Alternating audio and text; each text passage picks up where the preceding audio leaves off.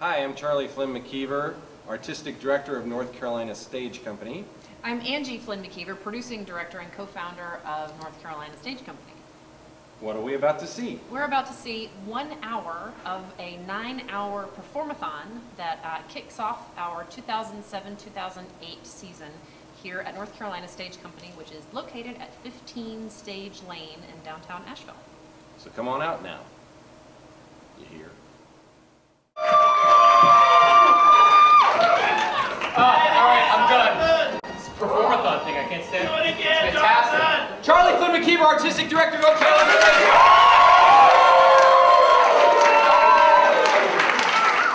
So welcome to this Best of No Shame Theater. For the past year, we've been doing No Shame Theater, which is 5-minute pieces, all original, rehearsed on the spot or rehearsed beforehand.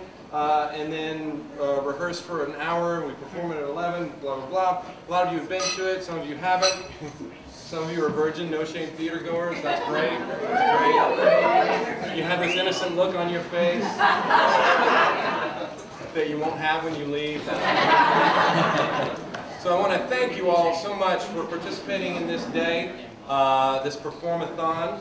And we hope to continue to be here, maybe even grow a little bit. But with your help, keep coming, we think that might happen.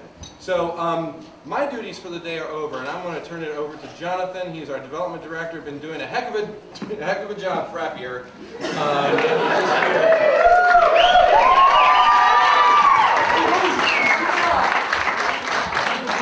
Theater costs money, and this is one of the guys who raises it, the money that we need above ticket sales. Mr. Jonathan Frappier, take it away.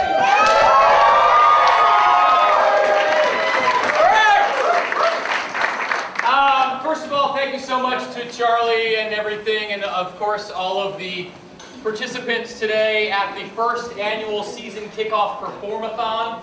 We really do hope to make this an annual event, and we're so glad that you're here to participate in our first annual season performathon kickoff. Woo! I need to know how many No Shame virgins we have in the house tonight. Be honest. Oh, yeah! That's why we do this. All right. For all of you who have been here before, I'm sorry, but I got to give the obligatory speech because it's important and it continues to cultivate audience, and that's the development director in me. So come on. All right.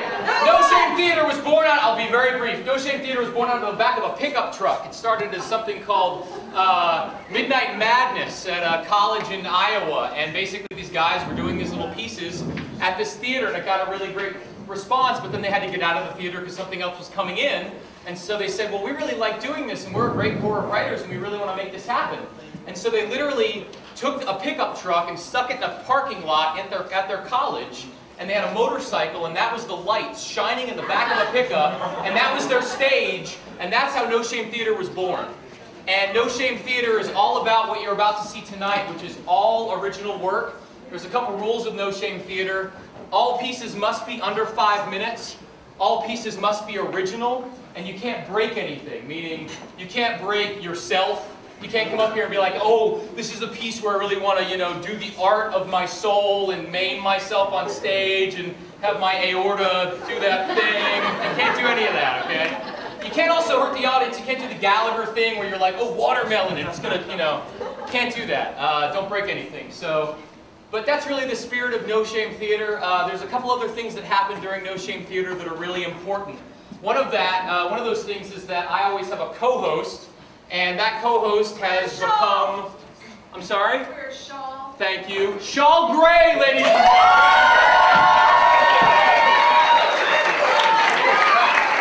Welcome to the Best of No Shame Theater, Shawl Gray. Fantastic. What else have I missed? We also have another thing. We have a song. Every single No Shame Theater, there's... 5 minutes? I got the 5 minutes. Oh, I didn't say that. Why don't you say that? At 5 minutes, for all of those of you who don't know, did you mention that there's a 5-minute limit? Yes. I'm sorry, I forgot. Oh, being pulled off the stage. All right, well, at 5 minutes, the importance of the time limit is very important because you can imagine if we only take the first 15 pieces that come in the door at 10 o'clock, and those pieces are rehearsed and cast on the spot. So you can come in as a writer and you can say, hey, I'm a writer, I wrote this piece. And then actors show up at 10 o'clock and say, hey, I'm an actor, I'm looking to be in something. And then we literally cast these pieces on the spot at 10 o'clock. We take the first 15 pieces. We take the first 15 pieces on the spot. And we cast this, and then these people go off and they rehearse from 10 to 11 and the show goes up. So you can imagine taking 15 pieces. If all 15 pieces go over 2 to 3 minutes long, that's how much longer will the show be? A lot, exactly. A lot. 2 words, you know. So 5 minutes is very important. So at 5 minutes, even for the best of No Shame, these people have known for weeks that they need to be under, but it happens. At 5 minutes, the lights are going to do a bump. Jessica Cameroon, thank you. And at 5:15, we're going to go to black. Like that. And that's important. Thank you, Jessica. Jessica Cameroon, ladies and gentlemen. Jessica has been here for the entire performathon running lights and sound.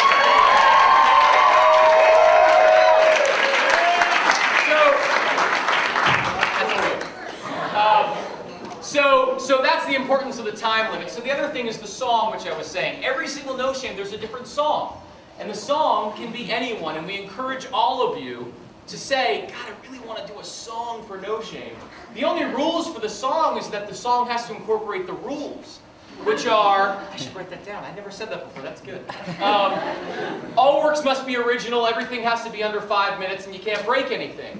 And you can do that. We've had rock and roll. We've had blues. We've had ballads. We've had rap. We've had the No Shame Theater song Unsong, which was like this Christmas carols, the 12 Days of No Shame, exactly. So our next No Shame Theater, and we'll announce this throughout the night, our next participatory No Shame Theater is Saturday, September 22nd. And please, yeah, it's exciting, isn't it? And they're once a month, and they're on a Saturday, and they're on the website, and they're on the brochure, so check them out. So, for the best of No Shame, many of you voted, many of you didn't, because of a lot of you are virgins, and I'm sorry, but you can continue to vote now. For next year's annual season kickoff for Thumb-a-thon, the song that we chose was, many of you were here for something called, a song called Don't Fear the Theater. Yeah. This song was based on the song Don't Fear the Reaper. And I'm sorry that Shaw is not here, because what Shaw Gray really wanted to do during that skit is take the Saturday Night Live skit, which many of you saw here, and actually show that skit about Don't Fear the Reaper and really get everybody involved in that. And I came out here and I told him it wasn't original, and I felt like he was breaking the rules, and he said it was original because of the laptop, and then we got to the song. So what I'd really like to do for Shaw is give him his moment in the sun and actually show our version of Don't Fear the Theater tonight. So Jessica, if you could go ahead. We couldn't get anything else together on such a last minute notice. I couldn't find Macaulay, I couldn't find the guitars. So if you could please, Jessica, could you, there we go, thank you. It's loading. So if we'll all just pause while it loads. All right, everybody load. Kill the house. What the fuck? I'm loading, Shaw. I'm loading. We're doing Don't Fear the Theater. I know. I'm doing it here for you. I thought it would be a surprise. I thought you would be excited about this. Didn't you? What do you mean? I got Tom here. He's going to play the song. We're doing the song. We're going to sing the song. We're doing the song. What do you mean you got Tom? I didn't think we had anybody. That's why I thought I was going to do the song like this. I didn't think you had anybody. Tom! Tom! You got Tom? Tom!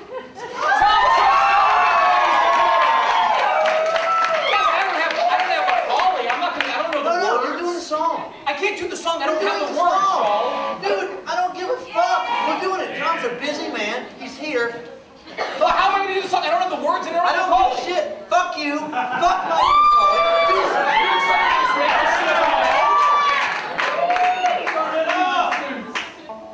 All right, let's go. I'll remember it. It's fine. Come on, let's go. All right, let's go. Come on.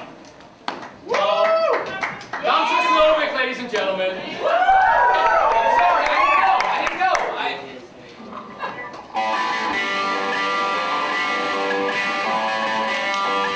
Shaw, I don't remember the words, man.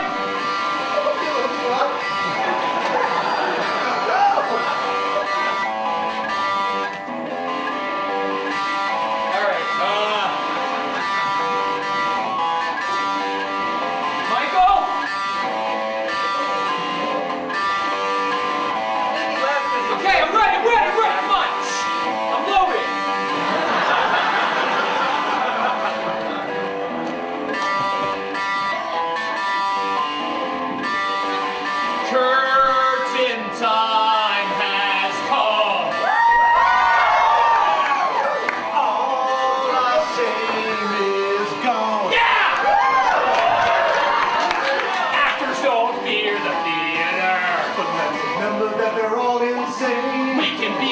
they are. Come on, thespians. Don't fear the theater. Male lesbian. Get confused. Don't fear the theater. But we got no shame.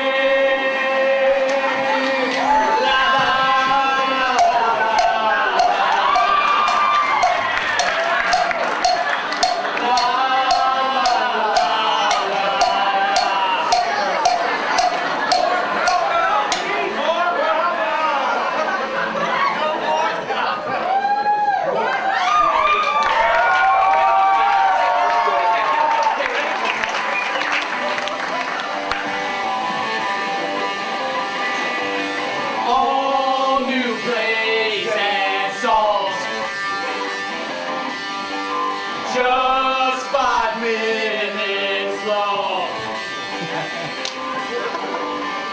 Romeo and Juliet. You can't perform that, it's a Shakespeare play. Romeo and Juliet.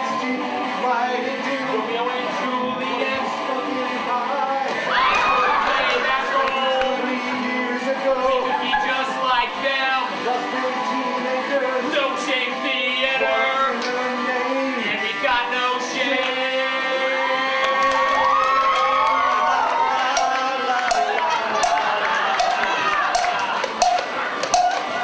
Truly a white man.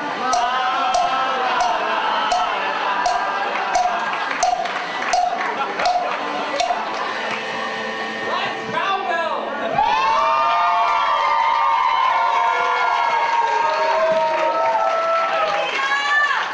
Lighters!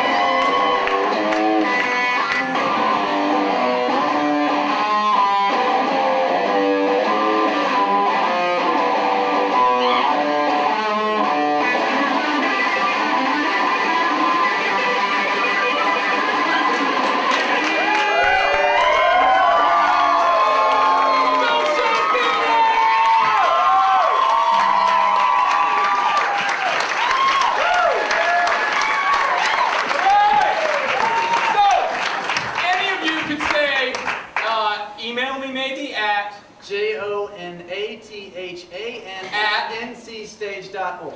and say, hey, I came to this thing and I heard about this thing and I'd love to do this thing. Maybe I can do the song in September because I'll tell you a secret. You can do the thing? We don't have anybody signed up for the song in September. So, if you, or you, Scott, or you, wanted to do the song, Scurvy D, I don't know, man. You rock the house already, I'm not sure. Email, JONATHAN@ncstage.org. Say, want to do the song, we'll talk about it. All right, our first piece of the night is Boobs, by Trina Egan, performed by Peter Bresney, and Darren Marshall. let's go! No shame.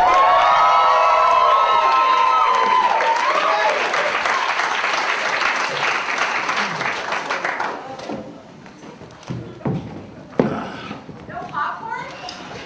Peter? This is boobs. Boobs. I got those. I know.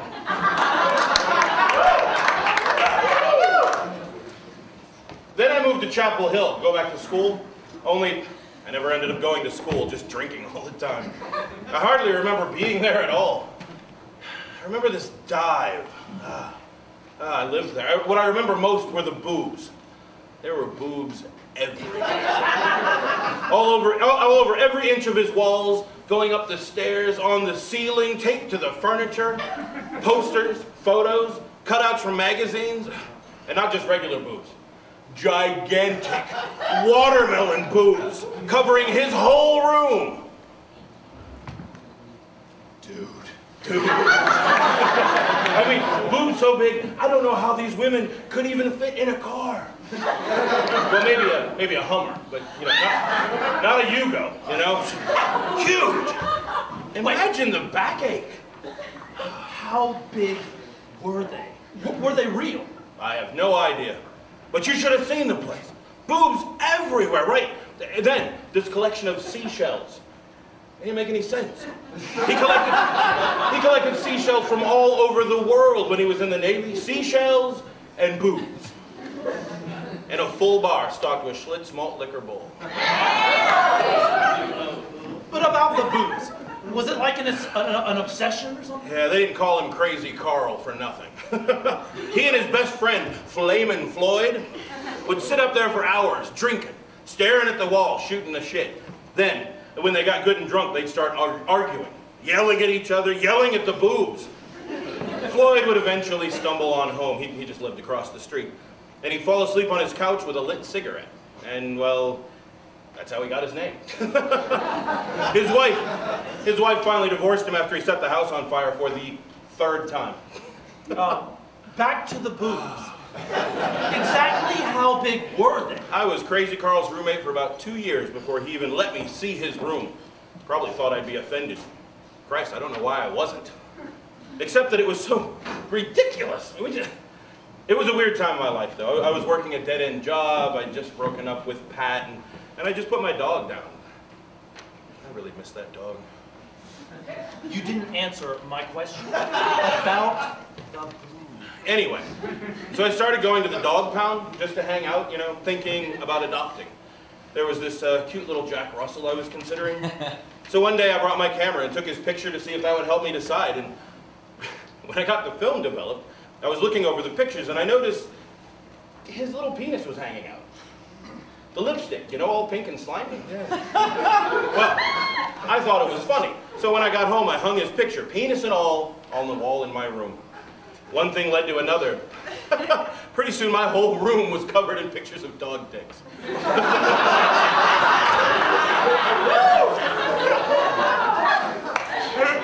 Dicks? Dog dicks. Everywhere. Take to the mirror in the bathroom, on the ceiling above the bed. It's amazing how many different shapes and sizes there can be. All different colors, you know?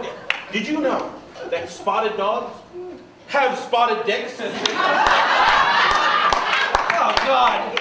What about the boobs? So anyway, my roommate, Crazy Carl, he walks into my room one day, sees all the dog dicks for the first time, and starts laughing so hard that he trips over my skateboard, whacks his head on the dresser, and ends up in the hospital with a subdural hemorrhage.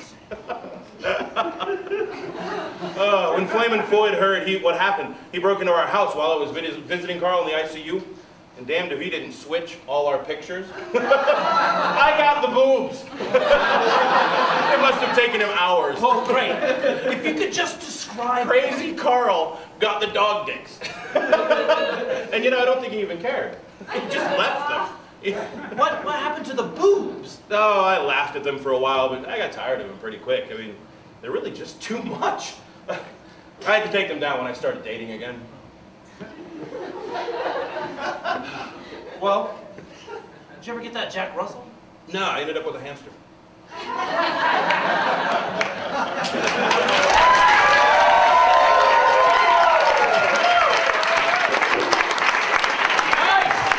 Woo!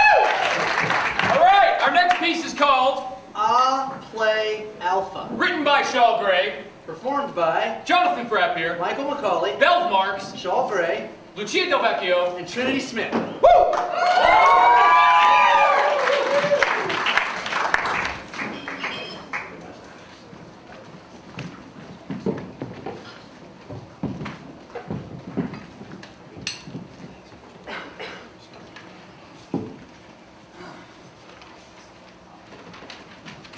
This is a play about 3 characters traveling America's dusty highways. This play has a little bit of all of us in it. This is a play of existential lust and longing. The characters of this play include Bob, an average American guy, Adam, a well-spoken British gentleman, and Anna, a brash and mysterious hitchhiker they meet in their travels. This is a play in which all of the dialogue is the same forwards as backwards. This is a play in palindromes.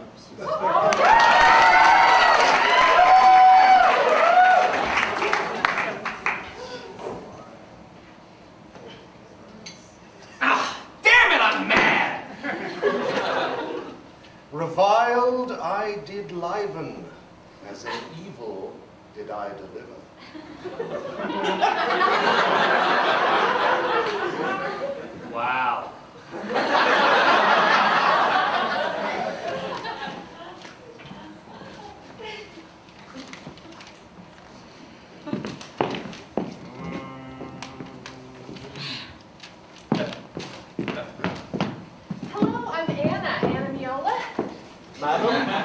I'm Adam. Bob.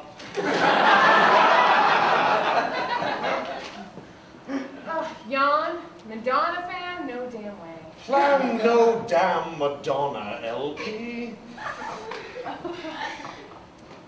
Abba! No, Bob, on. Race car.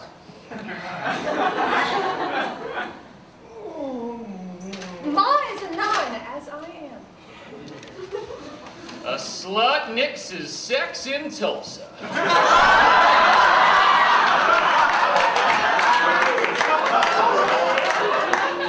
Sit on a potato pan, Otis. Panic in the Titanic. I nap.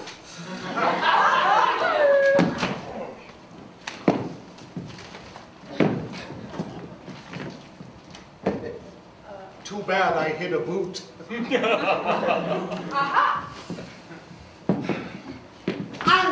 God, a dog! Step on no pets. God, a red nugget? A fat egg under a dog? Dog, as a devil deified, lived as a god. He did, eh?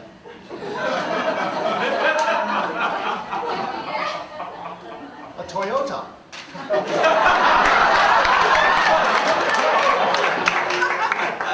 Civic. Kayak.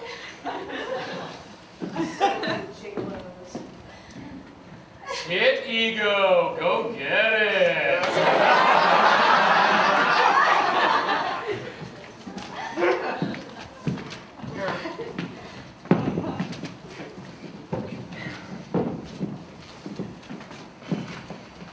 No Stetson.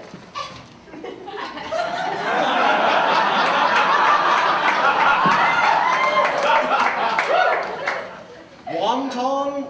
Not now. Stressed? No tips? Spit on desserts.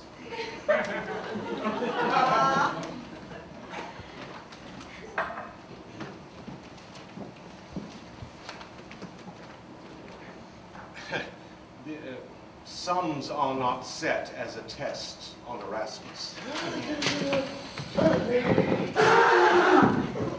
Tons of snot.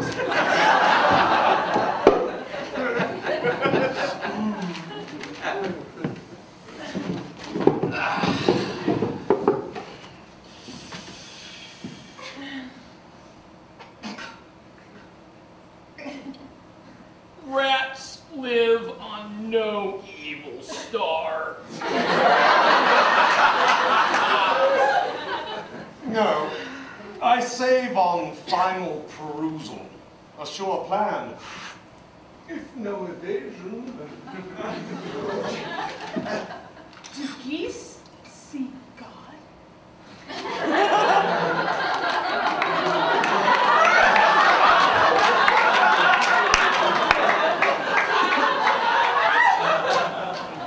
Able was I, ere I saw Elba. Sore was I ere I saw Eros. Eros said, my end is sore. Oh, How? Oh! Draw, O Caesar, a race a coward. Not a banana baton!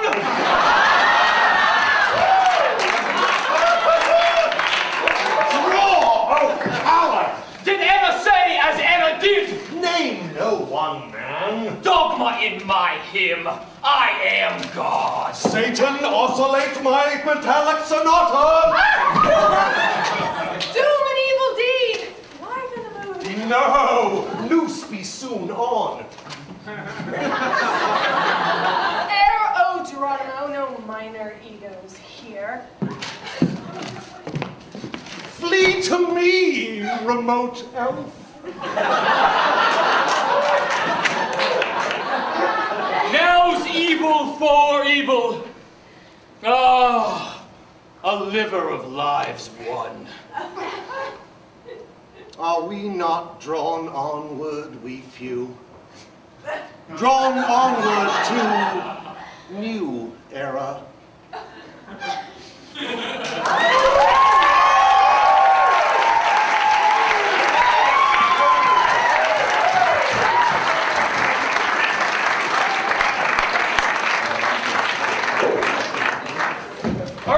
Next piece is called Civil War Love Letters in 21st Century Apartment Living. Woo! Written and performed by Devin Walsh and Ariel Carlson.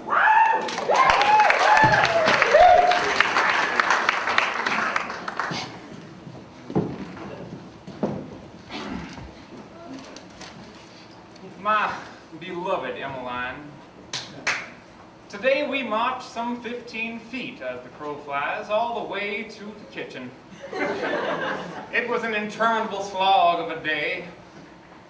Emmeline, the boys are in good spirits. I believe, yes I do, that no amount of Yankee steel could ever stop us.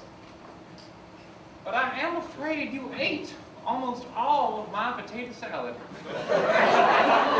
You must be very lonesome. I understand that. And I know how you get when you are lonesome, how you eat. But Emmeline, you left me but a pittance of the potato salad I had so anticipated. Also, I fed your cats today.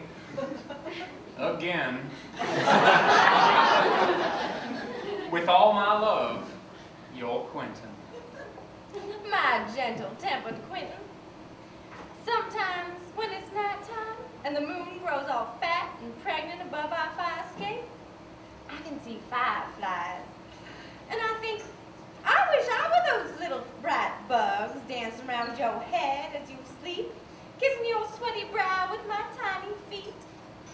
But then I pass out and wake up just the same, big and wide and missing you. Your lover, Emmeline. P.S. Ingles has potato salad on sale for 89 cents a pound. My beloved Emmeline, received your letter of this morning. I recollect fondly our soft afternoons in the sunflowers, our molasses days of embrace and relaxing, and the time I drove you to the DMV to renew your driver's license. I wonder, must you always leave your feminine accessories so conspicuously arrayed on our shared one tiny bathroom? Please take your clothes out of the washing machine, Emmeline. They have now been there 3 days. With all my love, your Quentin. Dear Quentin, oh, you nostalgic fussy bunny. Sometimes, Quentin, when the sky gets all sad and starts up with all its polluted tears, I get real glad I'm not a garbage man. What with them having to hold so darn tight to those cold metal rungs. Then I get glad you didn't come visit me this morning. What with the pyramid I've constructed in front of my front door. Are you thoughtful? Or am I drunk? Faithfully locked in my bedroom for you, Emmeline. My beloved Emmeline, your tender words of garbage men bring me much needed solace. Me and the boys went all the way to the living room today and found that the cable had been turned off. Would it physically kill you to pay a bill on time? Sometimes I worry that even the good Lord has abandoned our 2-bedroom, 1-bath, wastewater, and trash-paid-only apartment. You are all out of cat food, Emmeline, and I have bought it for the last time. God help me, darling, they will starve. With all my love, your Quentin. Oh, you, Quentin, you! Sometimes when I think of my cat starving, I think of me starving and going right batty. All my booze is drained, and your notion of consolation is breaking it to me that my furry ball of motion may be just the opposite come any day now. For shame. Please stop this battle nonsense and pick me up at 12 at the Exxon. Spot me? You're dry and wanton, Emmeline Tremens. Oh, and P.S. Honestly, I think I'm in love with the toaster. My beloved Emmeline. They say Lee went to Appomattox and all is lost. I cannot say I'm sorry. This war has torn us asunder and left us ravaged, brutalized, impoverished, and evicted from even the warmth of our own homes. Which reminds me, there was a decidedly unpleasant note left us on our door this afternoon by the landlord. I began looking through the classified ads today, and Emmeline, I would be lying if I said that your revelation about the damnable toaster oven did not give hurry to my cause. It is bad enough you betrayed me with one of our housewarming gifts. But now I fear that all other of our appliances are indelibly stained in the ink of my suspicion. This is my official notice. With all my love, your Quentin. To Quentin, my love snuffed. Do you think it would really be so hard for you to find some time to install an electrical outlet on the back of your neck? Or maybe you could get one of those fireproof power cords and plant it between the cheeks of your rebel-style buttocks. At any rate, do be so kind as to leave the crock pot when you go. He's cute. Your ex-lover, Emmeline. P.S. Where's my beer? My beloved Emmeline, you, your beer, the toaster oven, the crock pot, whatever other kitchen appliance you join with in unholy carnal union, your fireflies, potato salad, pyramid, your dainties and feminine accessories, and your unpaid bills, and your goddamn famished felines can all well and truly fuck yourselves.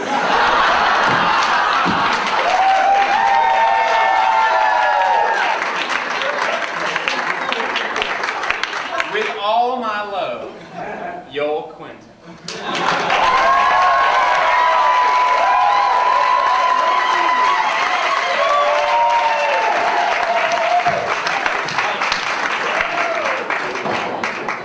Hey, real quick, I got something to say, man. You know what's great about No Shame Theater 2 is what you'll see here in the best of. We haven't changed anything. I dance around Shaw like this all the time. Who can verify that? Everybody verify that. Oh, I do have something to say. Our next piece. Well, I have something to say, really. One of the things you'll see is, see these 4 apple boxes here? That when you come to No Shame, if you haven't been here before and you want to perform, these are at disposal, and you can use them however you'd like. They've been couches, they've been bars, Our next they've been piece chairs. is called Tom Waits Salad. for Children. Written by Bundy Carter. Bundy Carter.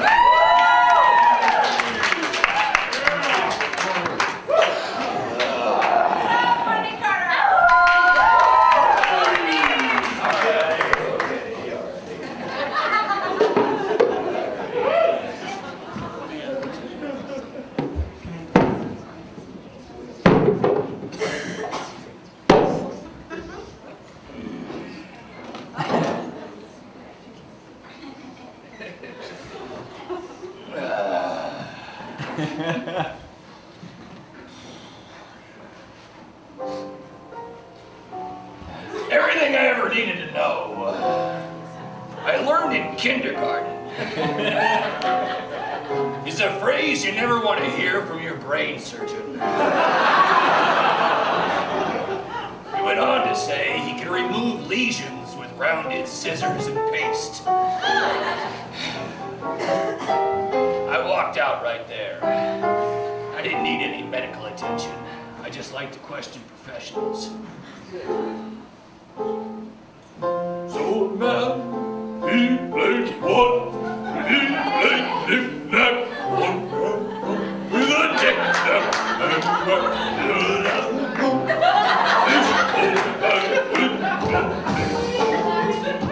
old man, he plays two, he plays tic-tac.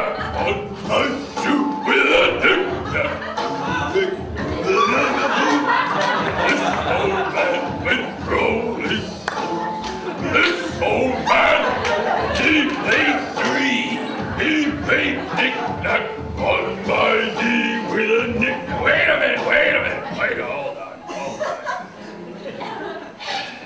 That was a dark time for me.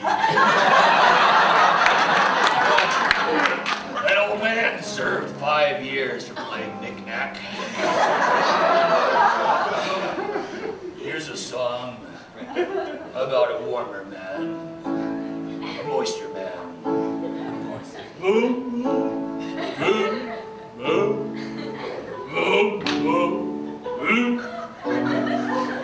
boom, boom.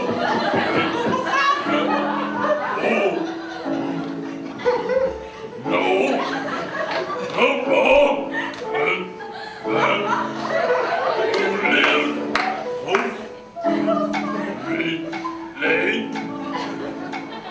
oh yes!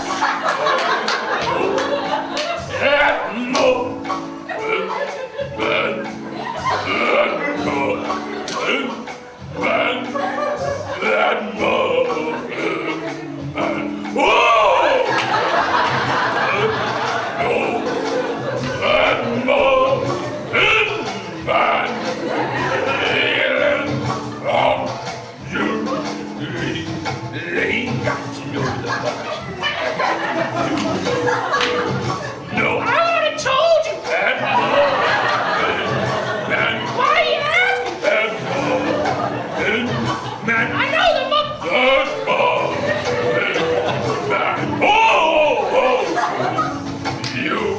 You know, I told you I know that man.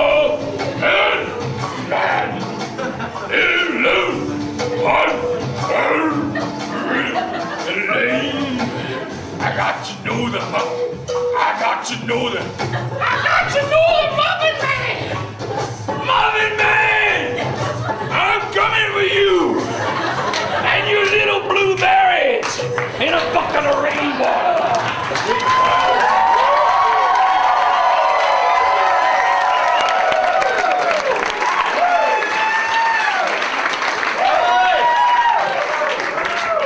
Well, I feel like I know the Muffin Man now. I don't know about you. I feel like you are the Muffin Man now. Thanks. Biblically! Monty Carter, ladies and gentlemen.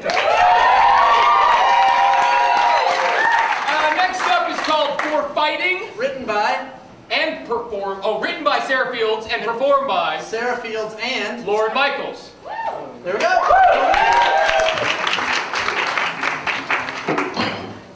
Peter Bresnan, where are you?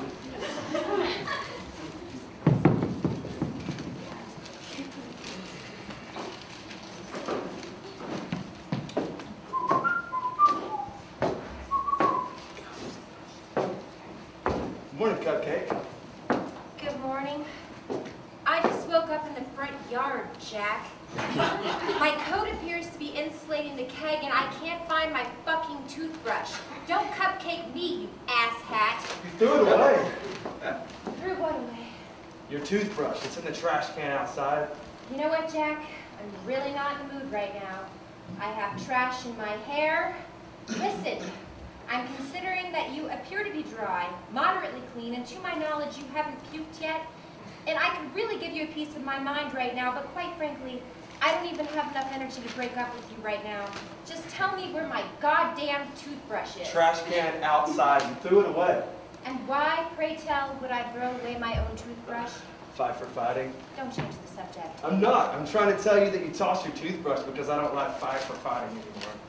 That has got to be the most ridiculous thing I've ever heard.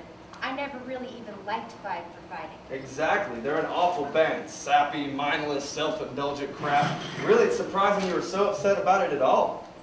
You love Fight for Fighting. Excuse me? I never listened to them at all until you played all of the albums out.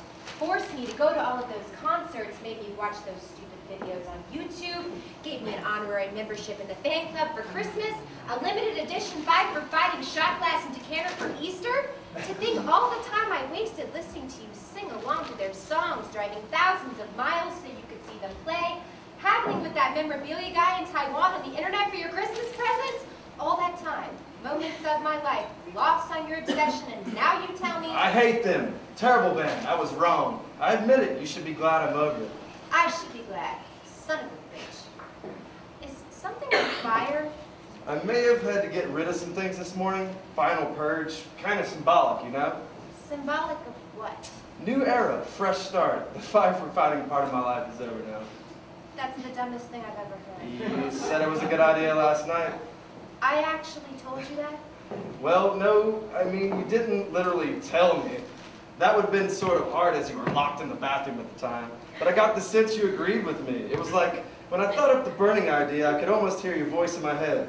Not your drunken, kind of psychotic voice from last night, but your normal, not drunken, not psychotic voice saying, hey, that's a good idea, Jack. Actually, maybe it wasn't your voice at all. It might have been my mom's voice. Sometimes you sound like my mom. Jack, why was I locked in the bathroom last night? I don't know. Well, you were kind of crazy last night, Leslie. I mean, you threw your toothbrush away over... Jack? It's possible that you tried to lock yourself in the bathroom in order to keep me from getting a hold of your car keys? And why would I be worried about my car keys? Possibly because I said it might be necessary to blow up your car. You wanted to blow up my car? It's not a question of want, Les. It's a question of necessity. We spent a lot of time listening to Five for Fighting in your car. We drove it to Five for Fighting shows. And hey, remember that time I gave the Five for Fighting decals to put on the back window, the Five for Fighting tire iron? Jack, I never used those things. God, Leslie, why not? I spent a lot of money on that. I mean, good for you. That was obviously a good choice, but regardless, the car was contaminated.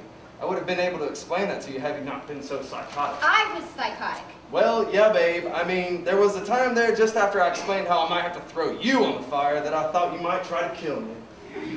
Throw me on the fire? Suffice it to say, you remind me of Five for Fighting too. Jack? Ooh, don't worry, I rethought that. After you finally came out of the bathroom and collapsed in fear in the front yard after I chased you around for a while with a can of kerosene and a torch chanting, "Early unclean," I realized that I loved you so much to sear you to a crisp in a symbolic gesture. Really sweet. Well, I love you, honey, even though I still hate Five for Fighting, that crappy band. I think I'm gonna go now. Just get my keys. My missing keys. I had to move your car. Why? I had to move it to the fire pit. That's what's on fire, your car. Right. Yeah, so you want to go get a new toothbrush? I got this great new CD by Hoobastank. I think you're gonna love it.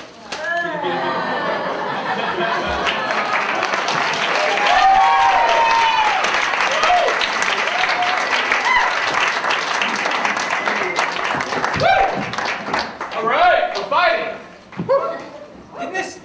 Didn't this piece have cocks in it last time? It did. It seems significantly longer, too.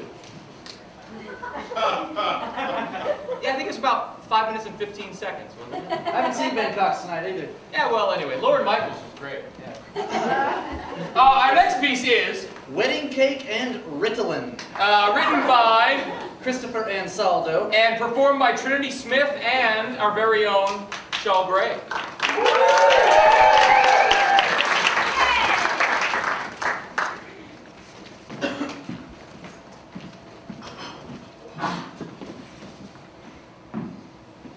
Hey, bum a smoke? Sorry, last one. Split it? Oh, that's all right. I'm not really a smoker. I was just trying to strike up conversation. Name's Beatrice. What kind of a name is that? It was my mother's before she gave it to me. Now she's Carl. I'm Oswald. I'm Oswald. Friends call me Oz. Yeah? Then what can I call you? Darling, you can call me whatever the hell you want.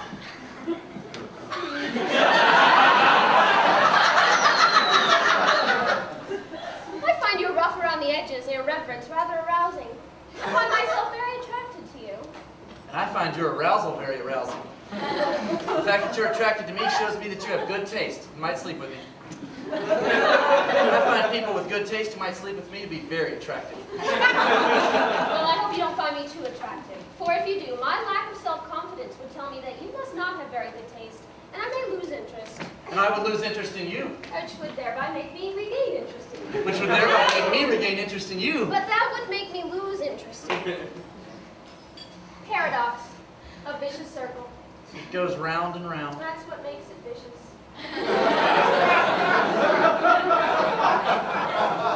And circle. Damn it, Beatrice, I'm tired of your games. When are you gonna grow up? You can be so cool. I miss you. Don't bother, Oswald. It's over. I thought I knew you once, but everything is different now. I can't help it. I miss the way it used to be. 90 seconds ago. Oh, it's no We're different people than we were then. We both changed and grown. We can't go back. Well, if we can't go back, let's move forward. What are you saying? Marry me, Beatrice. Be mine forever. Do you mean it, Oswald? More than anything. What do you say? I say yes. Yes, yes, I love you, Oswald. And I love you, Beatrice. Oswald, you proposed to me ages ago. When are we going to get married? It's only been a few seconds. It'll be a minute before you know it. I'm not getting any younger, and my biological clock is ticking. I think that's your wristwatch. I set my wristwatch to my biological clock. That was cunning. Pardon, folks, I was eavesdropping, and I just happened to be an ordained priest as well as a homeless Vietnam vet from the late 90s. I think I can help you. Do you, Beatrice, take this living creature who happens to be a heterosexual Homo sapiens with a white chromosome to be your lawfully wedded domestic partner? Do you promise to have and to scold, and do you happen to have 37 cents? Just 37 cents. I've got a sick sister out in Cashers, and she needs an operation. Oh, I do, and I do. And do you, Oswald, take this entity of light and harmony to be your lawfully wedded goddess? Do you promise to keep your Shia line? And do you happen to have $160,000? Just $160,000. I want to buy a cardboard box behind the Civic Center. Yes, maybe, and no. Led by the flower power ingested by me in the form of pop brownies consumed at the Asheville Church of Rainbows and Bubbles, I now pronounce Leicester. Oswald,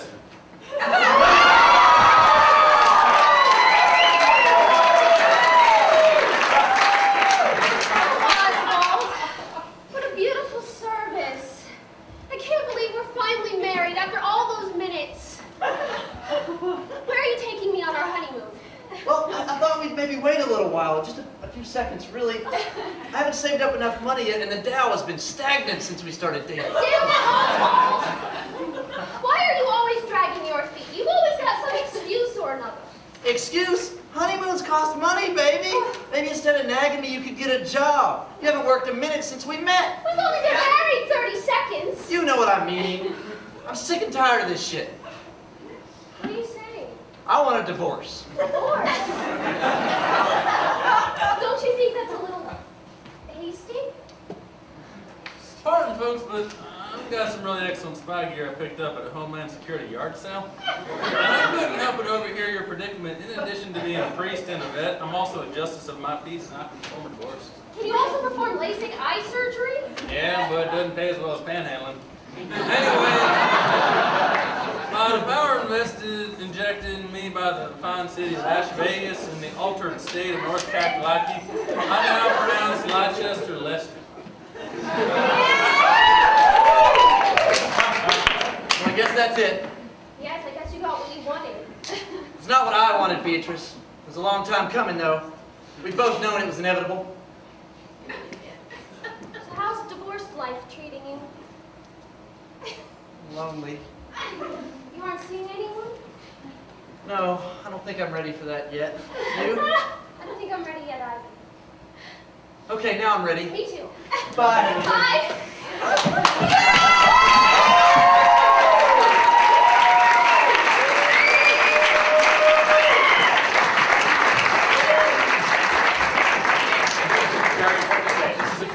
Hey, you guys might not know this, and I know I keep doing this to Shaw, but this is kind of what I'm supposed to do because this is Shaw and I'm me.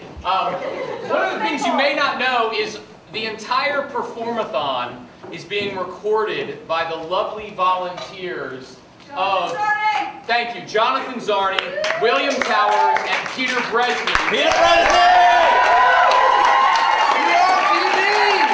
And I know Charlie mentioned it throughout the evening, but this entire thing, the whole day, 3 p.m. to 1 a.m., is going to be aired on URTV. That's channel 20 for you all that, well, yeah, it is channel 20. Yeah. I don't have a TV. And it's also going to be on Google Video, and it'll be broken up into 1-hour segments, except for this, this will be 2-hour segments. Our next piece thank you. is but called thank you so much, Some URTV. Stage Directions, written by Jonathan Fisher and performed by I was saying thank you to the camera because Peter it's gonna be on Bresney URTV. and Jeffrey Smith. Yes!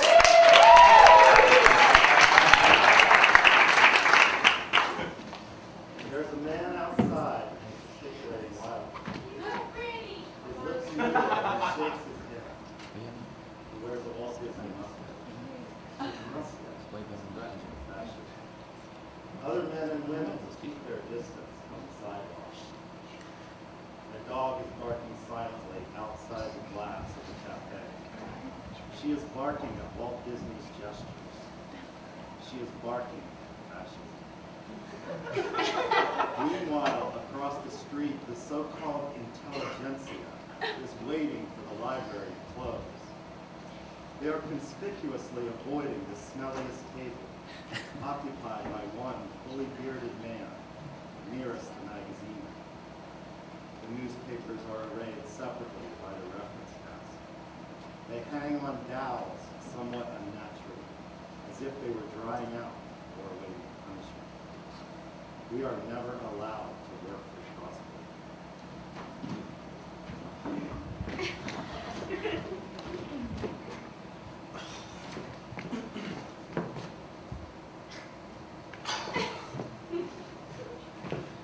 Boy sits by himself, engaged in thoughts he labels radical. They have become thus by a process which some thinkers would label radicalization. This process, isolated and labeled process, seems far from satisfactory. The boy sees other members of what he has heard called his peer group, or alternatively, the younger set. They are generally upbeat, dressed somewhat fashionably. They frolic well. They climb around on the architecture of the city. The boy is briefly distracted by the idea of city as cohesive place. He makes a mental note of this for later. The boy wonders if he is a writer. He wonders how much the members of his peer group across the square paid for their blue jeans. The girls all appear to be dancing to the music in his headphones. The band radio, admittedly trendy. The boys all appear to be flirting with him. They take turns sitting atop a bronze turkey.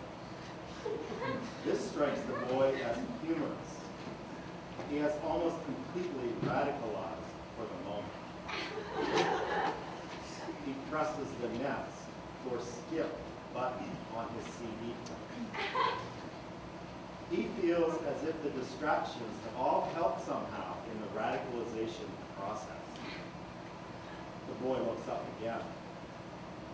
The sun is setting behind some buildings on his right. This is a symbolic moment, the boy realizes, with a touch of what could only rightly be named glee. The boy's bicycle is at school. He'll either walk or ride the bus home. He realizes that his peers have vacated the west end of the square. For some reason, they are all jumping down the sidewalk behind him. He cranes his neck to see.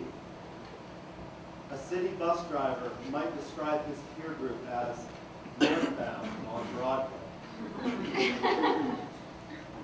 The boy is reminded of how impressed he is at the city bus driver's knowledge of the geography of the city.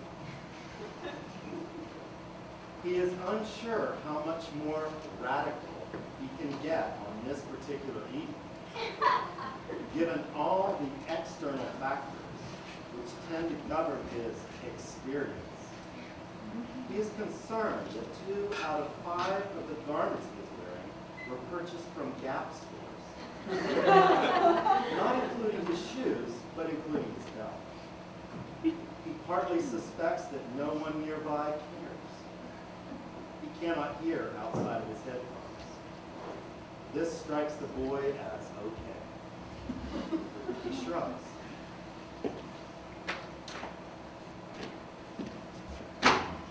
Whatever.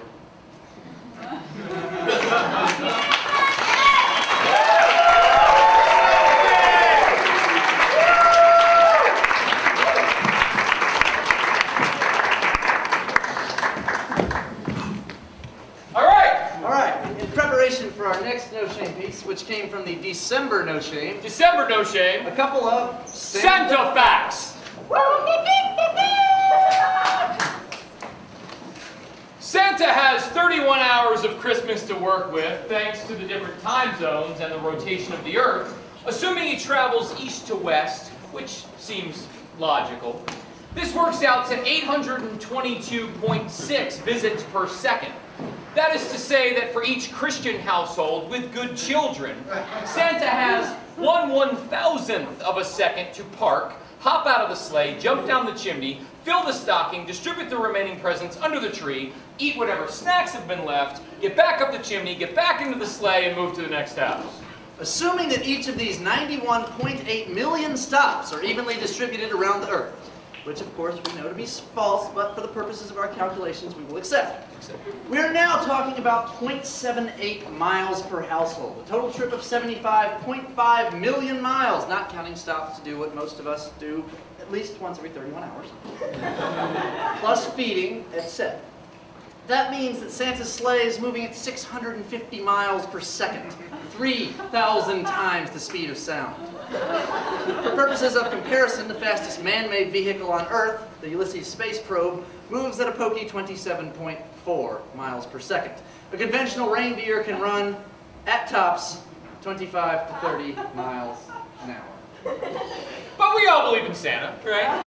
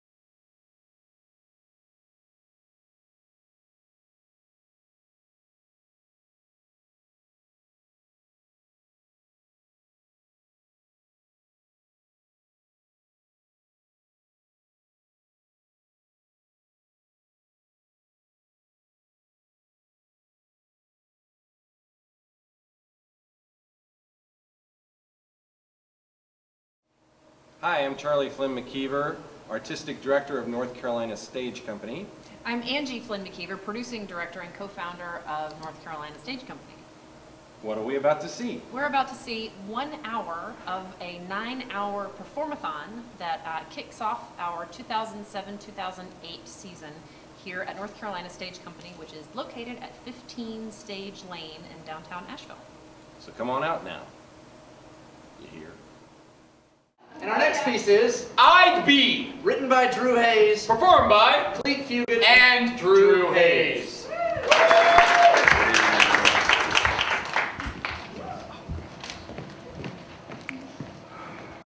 I'd be president. I mean, he's got it made. What are you talking about? President's a hard job. President? Yeah, President Bush works hard and never takes a break. President Bush works hard. Who are you trying to kid, man? That's a good one. I mean, he works all the time. Look how old he's gotten since he's been in office. Every father gets old fast who has 2 hot daughters who are trouble. Only time Bush is working is when he's on TV. And then all he does is look serious, wave his hand and arm like this, head tilted to one side, talking about God, our duty to the rest of the world, terrorism, homeland security, weapons of mass. Well, he doesn't say that anymore. Anyway, I bet that hot little wife of him puts him to work sometimes. But that's the kind of work don't hurt a man. You think his wife's good looking? Yeah, I like her. She looks all churchy, but you can tell under the starched clothes and a tight smile she's a bad girl trying to get out. And anybody that can put up with him, Lord, no telling what she's going to do to you. Woo! I think you got it all wrong. Presidents have to work all the time. That's too much for me. I tell you who I'd be. Who? If I could be anybody, and I mean anybody, I'd be Santa Claus. Santa Claus? He's not even real. Well, tell me this. How do you know the president's real? I mean, come on. He's probably just some character on TV. You ever seen him in real life?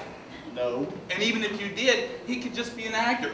Ronald Reagan was an actor. So tell me, if an actor is president, when's he acting and when's he president? Okay, you got me. Let's say Santa is real. But Santa works incredibly hard. You want to do all that? And Santa works one day a year. Think about it. Work one day, 364 off. Sounds a lot like us. Santa does, but we don't get all the stuff that Santa does. Like what? Well, hot woman, for one. You think Mrs. Claus is hot? Damn, don't you? She's always smiling and rosy and looking at him with this come-hither look down her glasses like some naughty librarian or something. You just have a fixation on librarians because we take a nap every day at the Asheville Library and that one lady is nice to us and she looks at you all funny. That Asheville librarian is attractive and all, but that's got nothing to do with this. Miss Claus is always fattening her man up. Yes, sirree. She's a genuine chubby chaser. I'd let that woman turn me into a bowl of jelly any day, I'm telling you. Well, President W's fat. Oh, he's not? He just walks all bow-legged and all that. He's not. Okay, but what about living on the North Pole? That would be hard. Not for Santa. He's got this beautiful white house way out there that stays nice and warm and safe where nobody can bother him. How about all those toys he's got to make? Man, he don't make none of them toys. He's got himself a sweatshop of elves, master craftsmen all, working round the clock. He probably tests the toys out, but he don't make none of them. But he's got to keep them elves in line. No, he does that with magic. He's magic, remember? He knows when you're sleeping. He knows when you're awake. He knows when you're getting bad or good. Kind of freaks me out a little bit, but it's cool at the same time. And I sure as hell love to be able to do that. Sounds like Homeland Security to me. Anyway, he's got the sweetest ride you've ever seen, better than Air Force One. It's pulled by 9 reindeer. The front one's got a day-glow nose brighter than Daytona Beach at Biker Week. He goes in houses and eats the cookies, drinks the milk, and all the kids write him letters telling him how much they love him. People love the president. They don't? Well, then answer me this. What? If people don't love George W. Bush, how did he get elected President of the United States of America not once, but twice? Cheated. What up? All right, you got me there. You know who I'd be if I could be anybody? Who? Kevin Federline. What? You didn't hear? What? Brittany dumped him. No! What is this world coming to?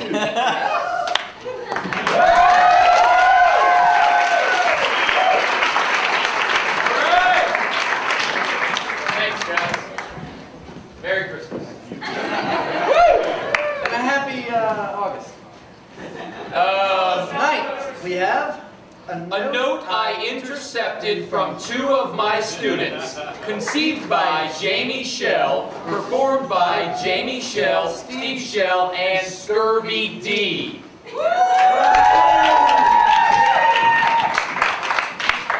First things first, people. There have been some misconceptions about this piece. Very seldom does art happen in nature. Very seldom does Zeus handcraft something and hand it down from the mountain.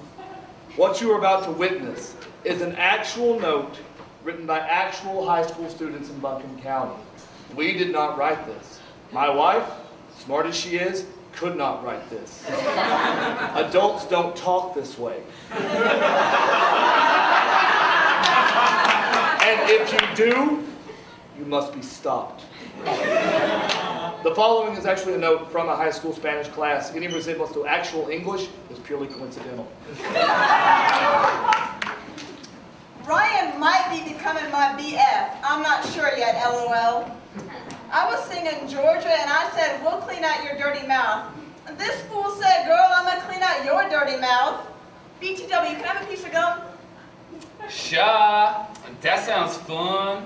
LOL. I don't have no gum. I got it from the girl in the back. There's this girl in this class that she's always messing with DJ's hair in second. Who? OMG, you got to find me a man. That white girl in the back wearing the pink shirt and khaki sweater. Yup, yup. Who the hell? I'm not a matchmaker. I'm your finder soul maker. Damn, that's some shit. He be letting her? That ain't cool. You're smart. You can do that for me. Just find someone that'll talk to me. I won't be doing that right now. I got my own problems to solve with right now. But y'all, I'll see. Everybody got a girl. Yeah, I'ma just ask her if she likes DJ. Okay, cool. Do you know that new dude here? I don't know him, but he is fine. LOL. Smiley face. Just playing.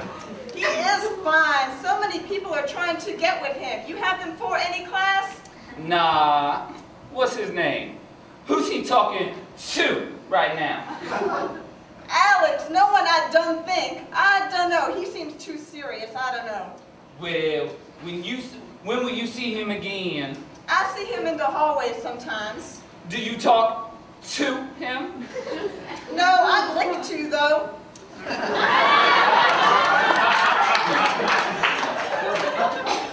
Do me a favor.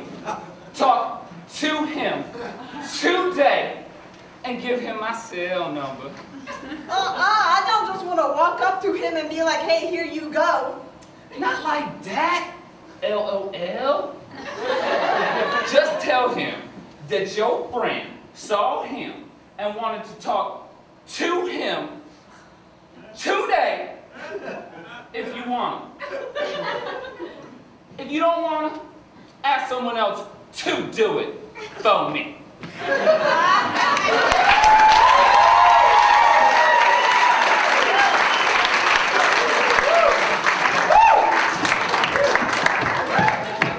10 we have. Where are we? Show me. Oh, 10. That fellow's 9. When I talk about evil. Written and performed by Julian Voris. Prior to that, I'd actually like to call someone very special to the stage. If I could call Jenny Bowen to the stage, please. She's going to take up a minute of your time, and it'll be very important, I promise you. And then when she's done, Julian, please come to the stage. Thank you, guys. This is a great turnout. I'm so excited to Go Stand, go NC Stage, go Asheville, go community. I was working on a project called Faces of Asheville. It was a photo documentary project documenting you beautiful people who make up Asheville, North Carolina. I was unfortunately robbed. It happens to us all. My studio was robbed, all my equipment destroyed. I'm having a fundraiser at the Lexington Avenue Arts Festival on September 9th, taking art donations for a silent auction. Anybody who would like to donate any handmade, wonderful art, bring it to Edie's Cereal Bar downtown Asheville between now and September 9th. And show up on September 9th. Make Lexington Avenue a great festival. Make North Carolina Stage Company a great company. Make No Shame Theater the best it can be. Thank you, guys. Great! Thank you, Jenny. And Jenny worked here at North Carolina Stage Company for a very long time, and we couldn't have done where we are now and built what we have now without her. So, love you. Love you, babe. All right, next, Julian, go. When I talk about evil. Woo!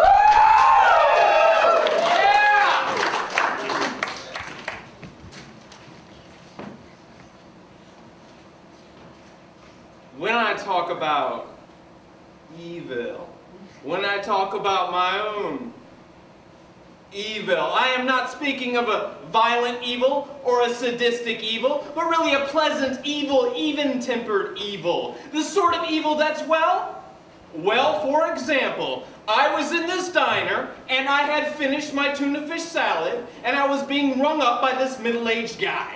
This middle-aged righteous man ringing up my tuna fish, he announced, "You may say I'm a dreamer, but I'm not the only one." Jerking a thumb at his badge, he said, "You can tell him Purvis McFeely said so." I just want to pay for my food, man. Purvis nodded slow, and his face scrunched as he addressed me with such meaning. "If I give you a fish, you will eat for a day. But if I show you how to fish, you will eat forever." And I grabbed Purvis by his shirt collar and dragged him across the counter. And as I did so, he was saying, "The road to hell is paved with good intentions." And when I was eye level with his Adam's apple, I bit him. I bit him hard. I just bore right in. His skin broke beneath my serrations, his larynx collapsed beneath my teeth, his breath and ragged screams and blood and filled my mouth and filled my gut, and the road to hell is not paved with good intentions. No, the road to hell is paved with people who say the road to hell is paved with good intentions.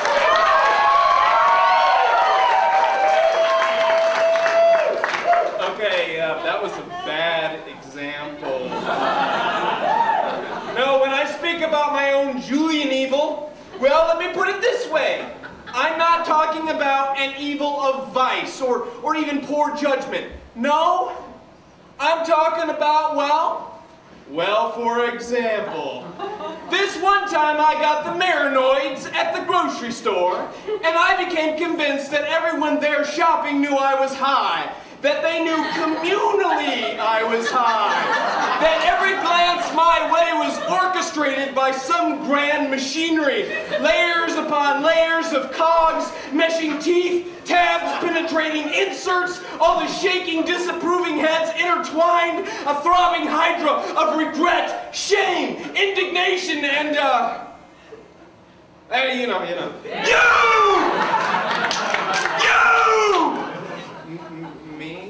You! We see you!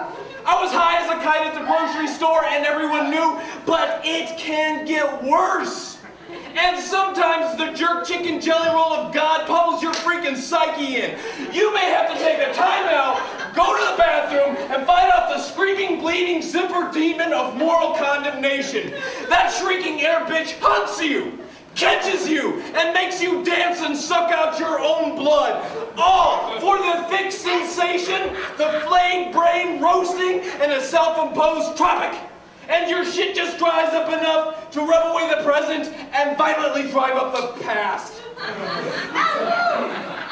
Gym class. Yeah, you are in gym class, middle school. The gym teacher is Mr. Johnson and you are soft, weak. During wrestling, Mr. Johnson pairs you up with a boy misshapen by Down syndrome. The boy is fat and slow, and he cries when you throw him on the ground. You throw him on the ground! And Mr. Johnson and the class are laughing, so you must be doing it right! I am so high! I did it again. That was a bad example. Shit. I know I said that my own personalized evil has nothing to do with addiction, but I guess that was just the drugs talking. Once and for all. Allow me to tell you about my own personal evil. I'm talking about the sort of evil that manifests while mother is racked by third trimester depression. months of laying around the house in a bathrobe. She cannot wear perfume, as on her skin she thinks it smells like sulfur. I'm talking about the kind of evil that compels me, as a 3-year-old, to come up to her and say, "Mama, I love you, Mama. You're so beautiful." That kind of evil!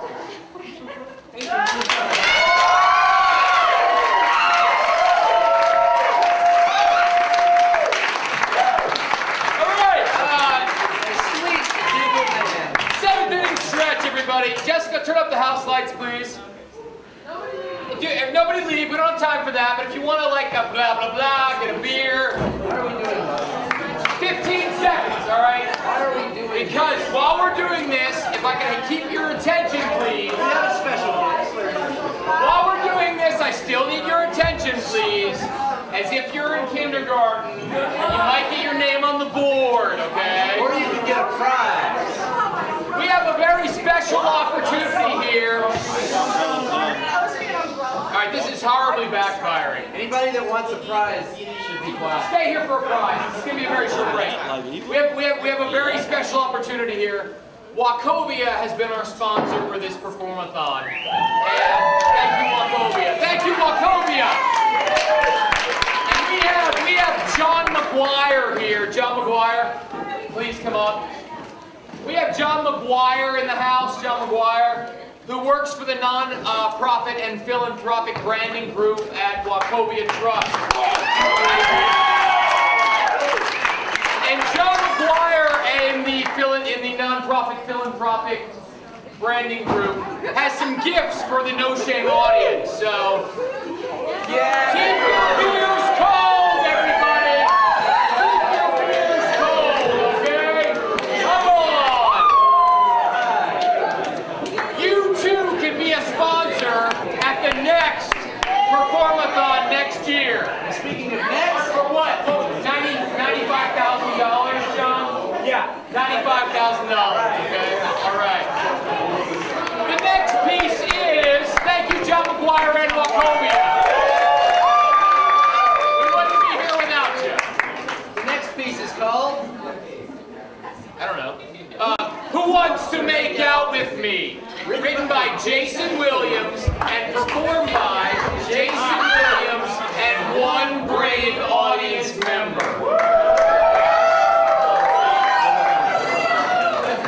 It's Jason Williams.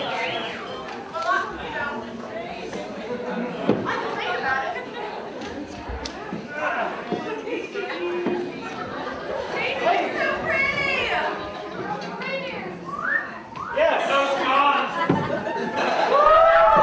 So, before you start rushing down here, okay, I did this piece back in February, I think.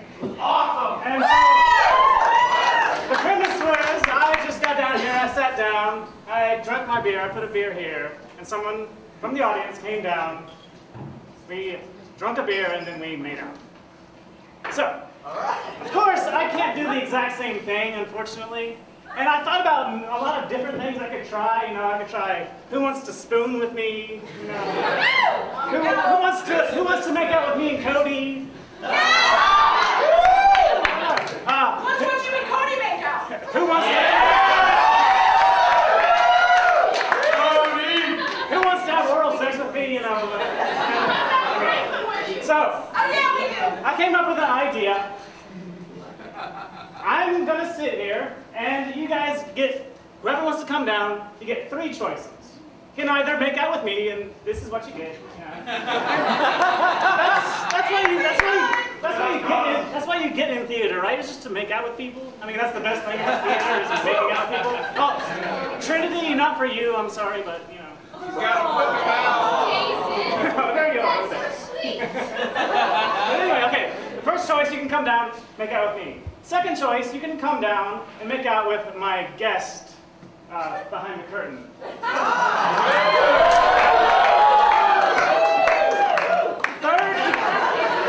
Third, you can come down, sit down, and another audience member could come and sit down, and you guys can make her. So, all in the span of 5 minutes. I put a beer here. 3 minutes and 40 seconds by now, probably, right?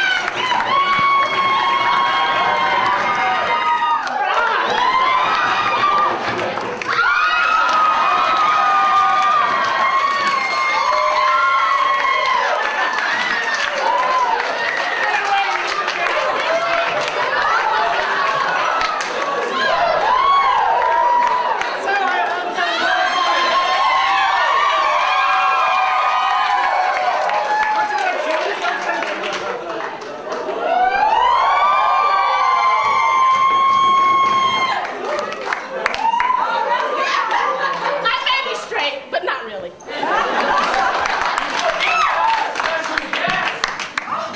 All right, special guest, come on out. See what you guys missed.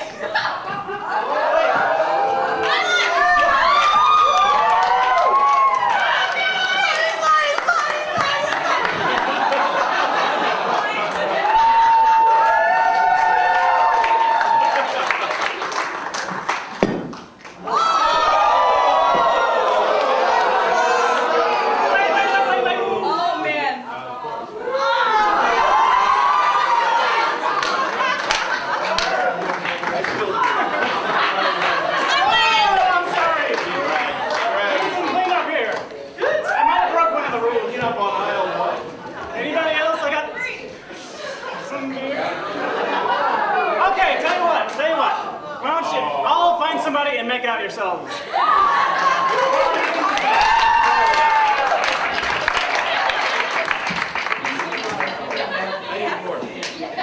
right, let's. All right.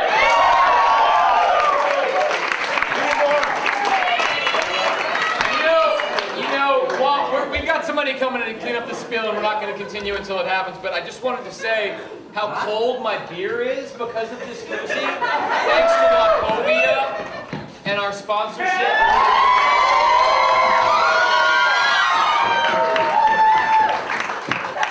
She punched me and she kissed him. Damn. Scurvy D. The fans we have. Oh, good. Thank you. So, yeah, my beer is so cold. Like there's like icicles in it because. How cold is it? Anyway, our next piece is called "A Day on the Rocks." A Day on the Rocks. I'm looking. It's right there. It's written by Nathan Zubwalt, performed by David Hobbs and Allison McKnight.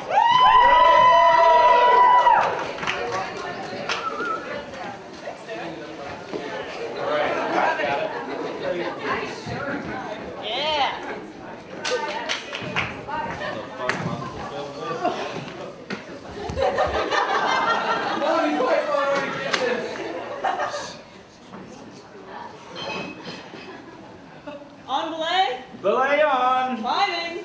Climb on.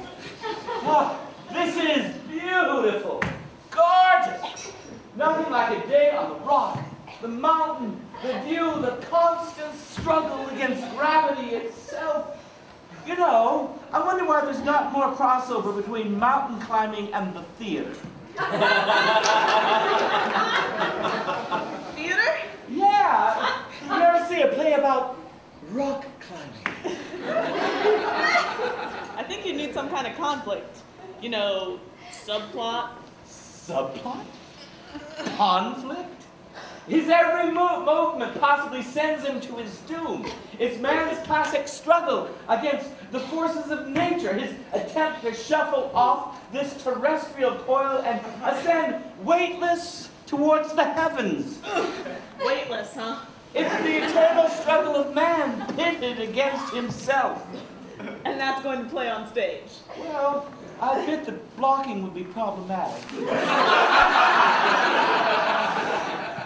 Listen, really. Listen, Steve, the theater is about drama. And without interpersonal conflict, missing jewels, corpses falling out of closets, and a few long silences, you've got nothing. You're gonna have a tender coming-of-age moment, or a forbidden love, or at least a fucking dance number to keep the audience in their seats. No one is going to just sit back and absorb the beauty of nature and learn a cathartic message. If they're too mainstream to strap themselves to the side of a rock and earn it themselves, they're just going to have to become edified via cable. Theater can't help them. An idea, man. Are you saying it's too vast? There are universal themes that can't be communicated by theater? Hey, idea man, take up the slack, would you? Oh, sorry. I'm saying that theater tackles those universal themes much more successfully with mistaken identity, men dressing up as women, shocking secrets revealed in the second act, and quite frankly, dancing cats. You're wrong, Janine. Don't walk out on you, Steve. You underestimate the masses. People need to come to grips with beauty and strife in its purest form. They have it spoon-fed to them all the time in air-conditioned working places, clear channel radio, and fucking reality TV. We don't need theater to pander to society's lowest common denominator. Fallen? Whoa. Damn it. Look, you can't market an emotion, Stephen. You can't script experience. I'm 200 feet off the ground, trying to decide whether to pull this move or wet my pants, and that is an experience you can't script. That's the crux, right there. It's pretty tough. You've got to use that little crimper to your right. I can't do it. I'm sorry I brought all this up. Take a moment to breathe and focus. You can do it. Breathe the clear air. Find a calm place. You can do it, Pookie. Don't you see what's really going on here? Well, listen here. I'm not some paper doll whose emotions you can string out like 60 meters of static line, you cad. I'm a little lost here. You never call me Pookie. Okay. Oh, but I didn't want to tell you like this. I was born in Amsterdam, the youngest of 7. I never had a friend in the world save Fiona the milk cow. And that wasn't really Marguerite who cornered you in the spare room this morning. That was Carmen Fernetti, a private eye who's been tailing you for weeks. Oh, don't give me that innocent stare now. Your secret is out. For heaven's sake, what's going on here? This isn't the way I wanted to tell you, believe me. But I knew I would have to ever since Marlena began embezzling from your business. What? Oh, Stephen, let's get married. What? Let's do it now. Carmen Fernetti is the justice of the peace. She can rappel in from the top of the cliff. What's going on? No. Oh, but you must. Because... What? I'm pregnant. What? And it's not yours. What? It's Marlena's. We're having an affair. What? I'm only telling you now because, well, I think I'm going into labor. Now, wait 1 minute here. I refuse to be sucked into your drama. Oh, my God.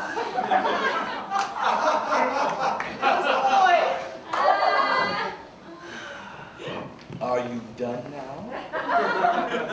Then pull the move.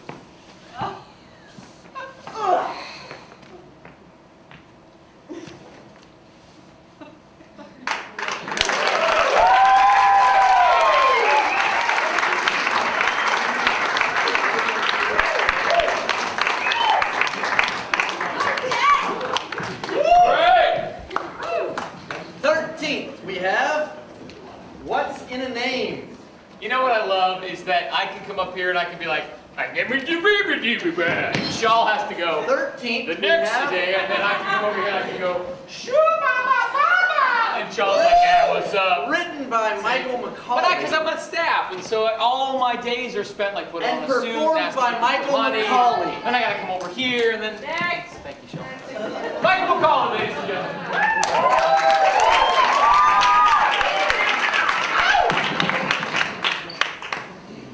Free bird. 5 minutes. Let's remember the 5 minutes.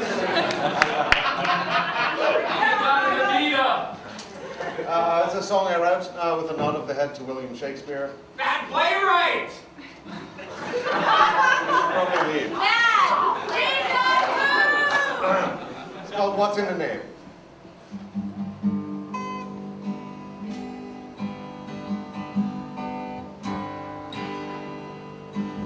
A pair of star-crossed lovers met, just like Romeo and Juliet. A word, a kiss, then not too soon. Beneath the midsummer night's moon,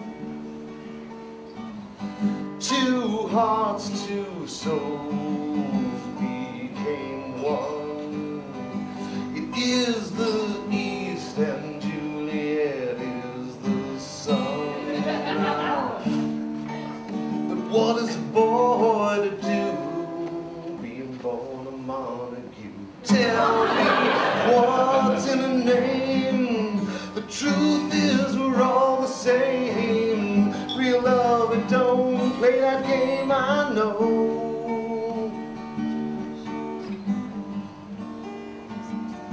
Just like Juliet and Romeo, just like Romeo and Juliet. Maybe it's wanting what you cannot get. With love's like wings you climb above, it's looking for that forever love, one you know you may never find. Still it's always on your mind. His eyes like stars, but she can't forget she was born a Capulet. Tell me what's in her name. The truth is we're all the same, and real love, it don't play that game, you bet.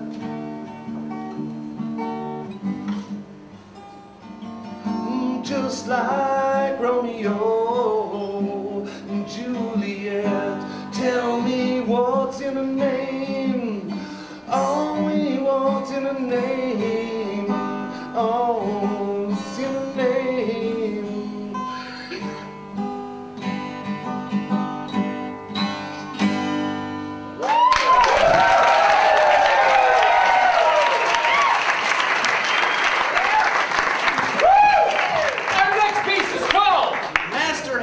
Class on advanced acting exclusively for the divinely gifted performer. Written by Mickey Hanley. Performed by Trinity Smith, Cody McGork, Mike Coughlin, Stephanie Hickling, Jay Michelle, Tara Curry, Ben Marks, Darren Marshall, and Mickey Hanley. In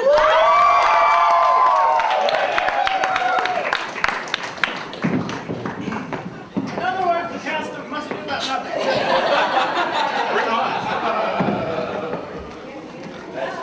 Also directed by Cecily DeMille. And Andy Davis is Alice. Hey. Hey. I heard this teacher is really great. I can't believe my luck at getting into her class. I know. People say she's really tough, though. I've been working on fine-tuning my instrument for months. Anyone who knows anything knows that luck had nothing to do with it. I know I'm here because I deserve to be. She only takes the best. Wow, as if I wasn't nervous enough already. If you have true talent, you have nothing to be nervous about. She recognizes genius when she sees it. Oh, have you met her? No. But I don't have to. I know her type. I heard last year she made the entire class cry. Is that true? Oh no. I mean, I'm really getting nervous now. I mean, wait. Hey, are you okay? I think I remember some of my CPR, but then I was really hard. Try to breathe between your nose. Put your head between your legs.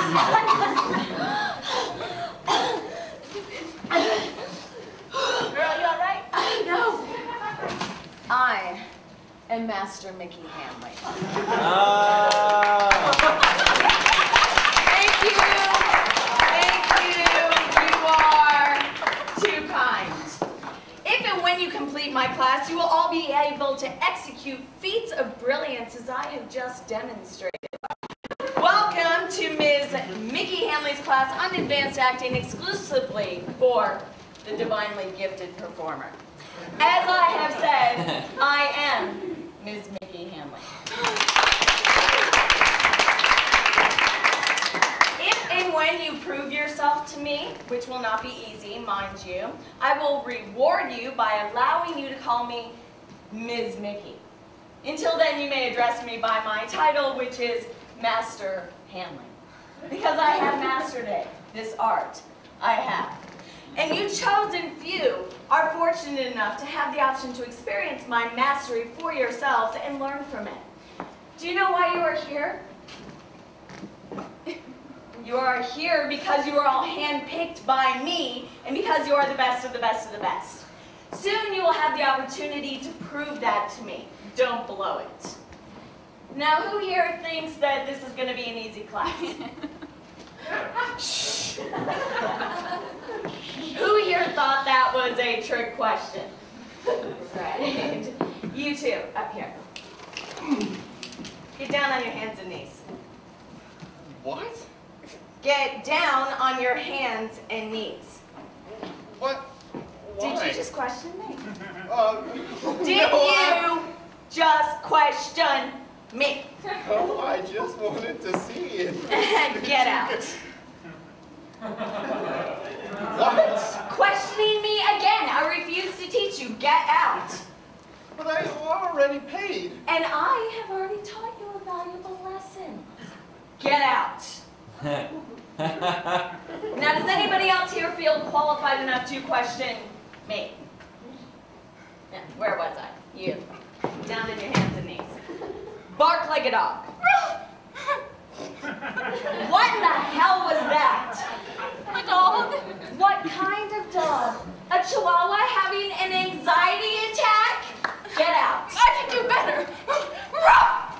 See, when I agreed to teach this class, I agreed to teach St. Bernards, Great Danes. Chihuahuas need not apply. Get out. You, what do you think you're doing? Well, I don't know. I was, well, she looked kind of upset. I was just... And you were gonna what? Cradle her in your arms and tell her it was gonna be okay? Let her cry in your lap? Diminish yourself by associating with a chihuahua? Get out! You are a horrible, angry, spiteful person. Count on me, Toots. Anyone else? You know what? I'm sick of all of you wasting my time. Let's just get over all of this, shall we? Dare, tell me, what's your favorite musical? Oh, Phantom of the Opera. I love the part when he's in the catacomb pushing the boat, and he sings that song, Night. Get out. Please get out. Before every dog in town comes busting through the door looking for the wounded poodle in heat. I mean, that was truly horrible. Truly horrible. In fact, after you leave, you might consider suicide. It would probably perhaps be the most selfless thing you can do, sparing all of us and yourself further embarrassment. Bye-bye. Stop. It's not worth it. She's not worth it. Not worth it? Not worth it? You can leave with her, you miserable coward. Get the hell out of my sight. You make me sick. You can't kick me out. I quit. Don't be surprised to hear from my lawyer. Oh, boo-hoo. Don't be surprised if you're dick on the shower and slippers on the drain. You're such a pansy. Get out, both of you. Me too. What he said, she. And please, do enlighten me. You look like you know what you're doing. Tell me, if you could play opposite any leading lady, who would you choose? Anyone? Anyone. Living or dead? Living or dead? Nicole Kidman. Get out. All right, looks like it's just you and me, kid. So tell me, what's your name? My name Jose. I alcoholic. I think I'm in the wrong room.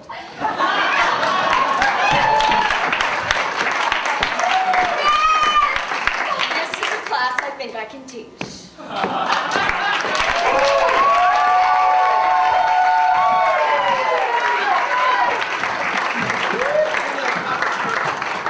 All right. Woo! And now a public service announcement from Spice. Very brief. Hi, my name is Spice, and I really love to talk about sex and love. And I also love art and community.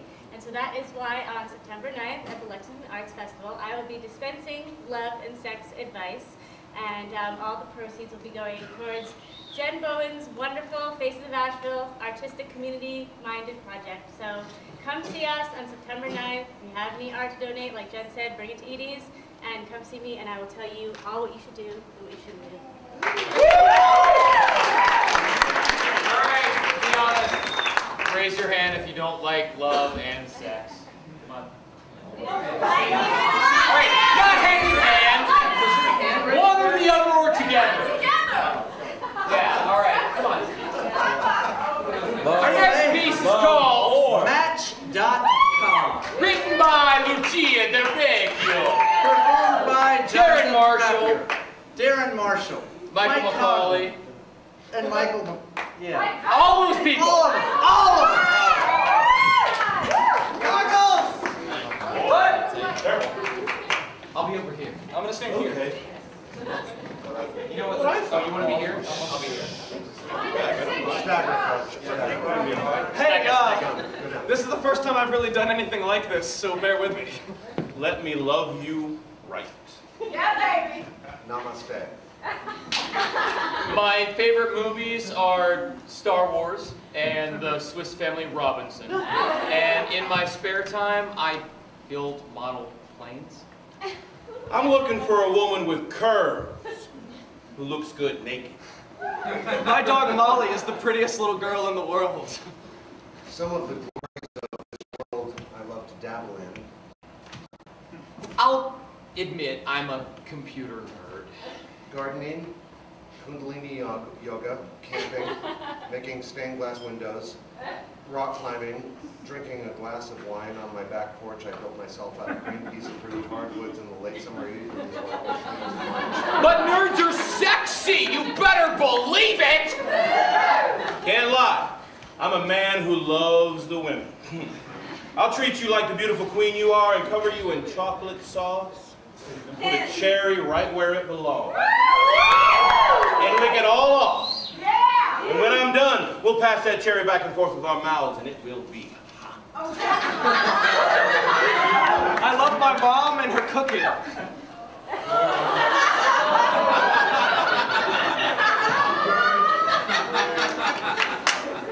Going on Buddhist retreats to the mountains, dancing around the fire at solstice. But I'm not a player. I'm in a band with a bunch of other computer scientists and math guys, and we really rock out.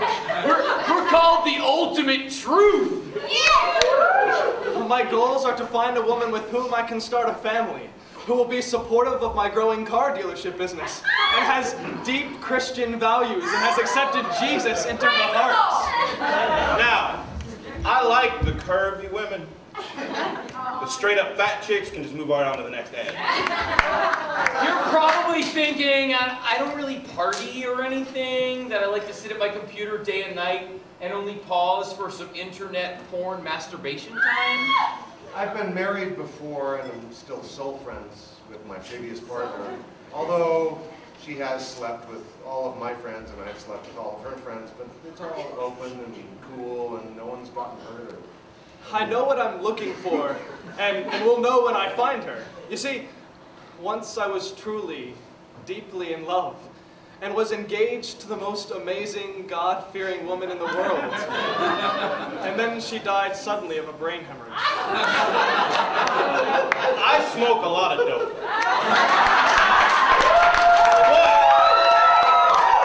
But I'm mostly sober when I go to work at the high school where I teach driver's ed and coach baseball and football. Nice.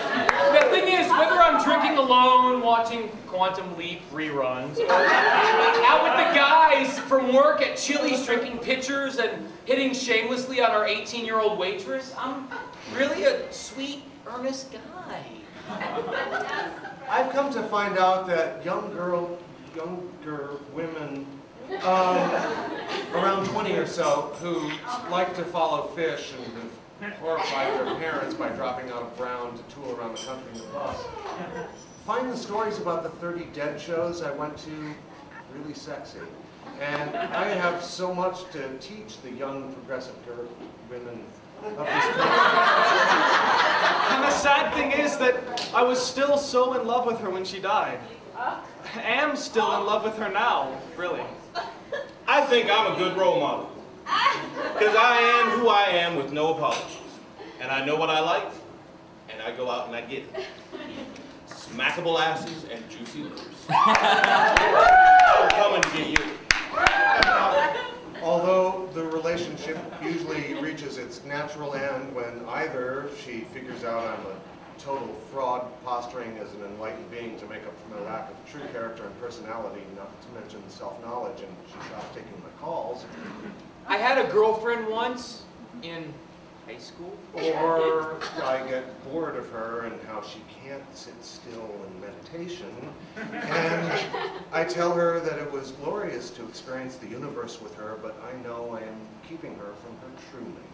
We had sex in her rec room after the math tournament, and then she never really talked to me again. Because I am dedicated to family, love, God, and a life well lived. I have chosen to believe that I can find another soulmate and love again. Oh yeah, and I'll respect you and all. Even though inside I feel I will never touch again the purity and bliss I had with my dead fiancé.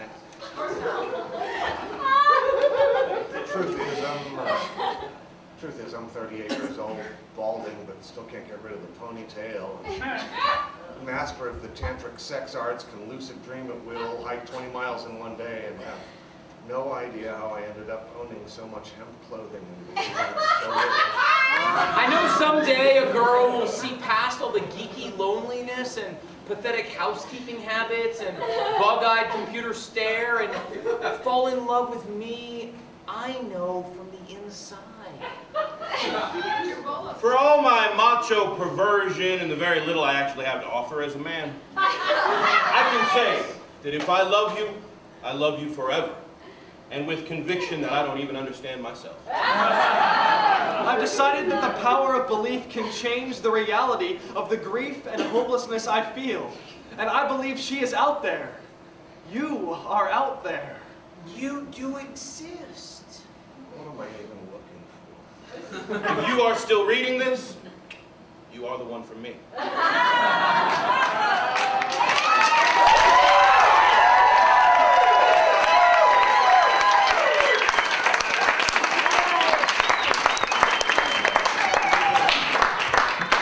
Ladies and gentlemen, that was the best of No Shame for the year 2000.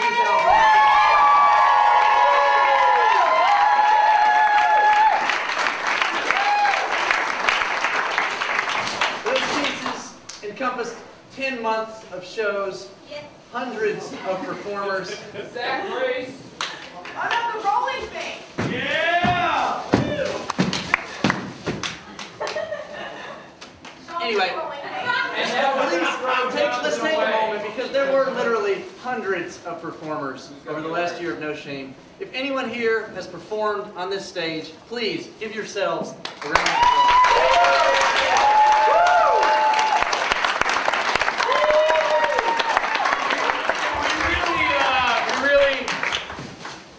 We really couldn't have. Dude, I'm telling you in a second, man. It's exciting. We really couldn't have done it without you. And you know the beautiful thing about this will air after 11 p.m. on URTV. So, what the fuck, motherfucker?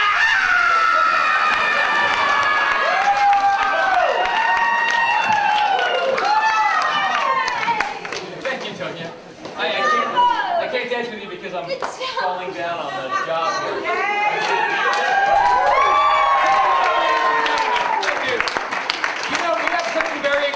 Say, as many of you may know, we had a yard sale here today from 12 to 4. And there are many items left in the lobby. And we are now fully prepared to take everything that's in the lobby and sell it to you at a discounted amount of $5 for everything you can fit in a freaking garbage bag this big. Even Jonathan's for sale. Yeah, thank you. Look at my feet, they look funny. So let's all go buy some shit in the lobby. So we're going to open the lobby up, we're going to have some beer, and we're going to have a yard sale! And then we'll see you next month, September 22nd, the first No Shame of the 2007 season.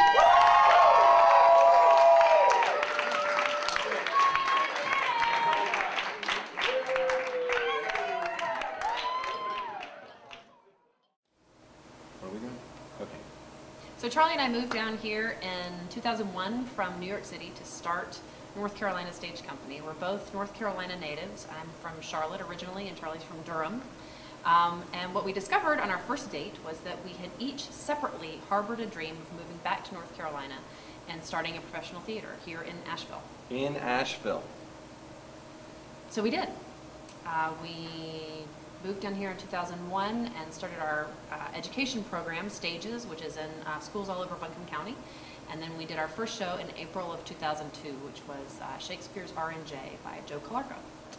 Angie was a professional director in New York, and I was a professional actor in New York. We've worked all over the country, in particular the Northeast and Southeast, before moving here. And we produce 6 shows a year, as well as a Catalyst series, which has about 12 shows in it. And it's all good stuff. And it all happens here in our 99-seat black box theater in the heart of downtown Asheville. Oh, and there's No Shame Theater, which is fantastic. And shameless. And shameless. It has no shame. It's like public access for theater. You never know what you're going to get. It's true. Tell them about the Shakespeare grant, Angie.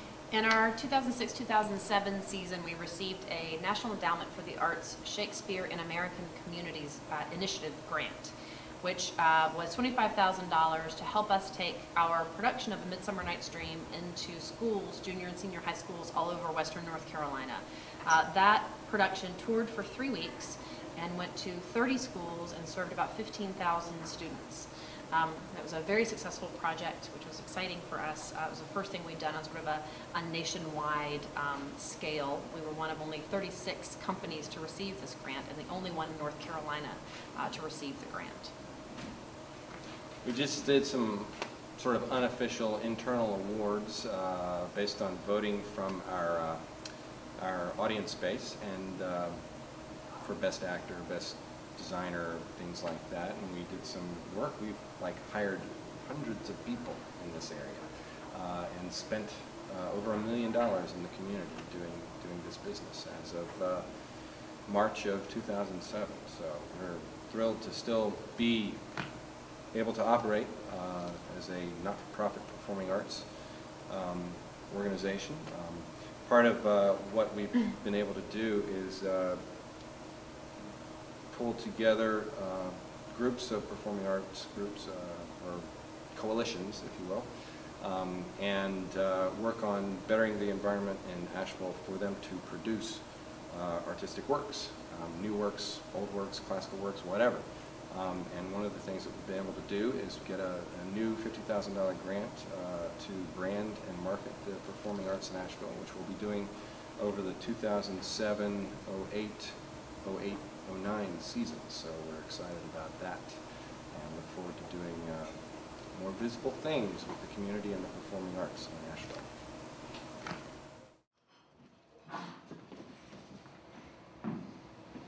Hey, bum of smoke? Sorry, last one. Split it? Oh, that's all right. I'm not really a smoker. I was just trying to strike up conversation. Name's Beatrice. What kind of a name is that? It was my mother's before she gave it to me. Now she's Carl. I'm Oswald.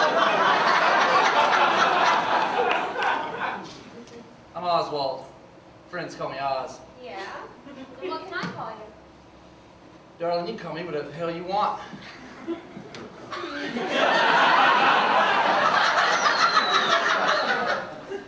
I find you rough around the edges, irreverent, rather arousing. I find myself very attracted to you. And I find your arousal very arousing. The fact that you're attracted to me shows me that you have good taste and might sleep with me. I find people with good taste who might sleep with me to be very attractive. Well, I hope you don't find me too attractive. For if you do, my lack of self-confidence would tell me that you must not have very good taste, and I may lose interest. And I would lose interest in you. Which would thereby make me regain interest in you. Which would thereby make me regain interest in you. But that would make me lose interest in you. Paradox. A vicious circle. It goes round and round. That's what makes it vicious.